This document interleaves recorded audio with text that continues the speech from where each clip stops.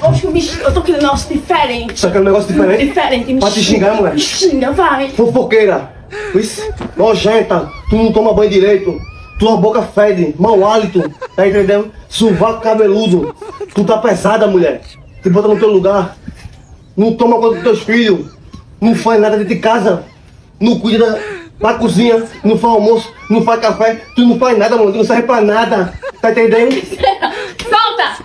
Não tava pedindo isso não, miserável. Agora você arrancar meu cabelo pra fora. Tu não tava falando disso não, velho. Outra coisa diferente, xingar outra coisa diferente, é isso O não. rapaz falou o quê? Isso. Vasco me xinga! Aí eu tava xingando tudo que... Ah, esse não, pra abraçar. Não é isso não, mulher. Deve perder até a química. Oxi, tu chega aqui, Vasco me xinga! Eu peguei porque tu queria, mulher. Ah, mal, eu pensei que tava pedindo pra xingar desse jeito, mulher. Não é desse jeito não, rapaz. Ah, rapaz, não entendi não, eu não entendi não. Safado.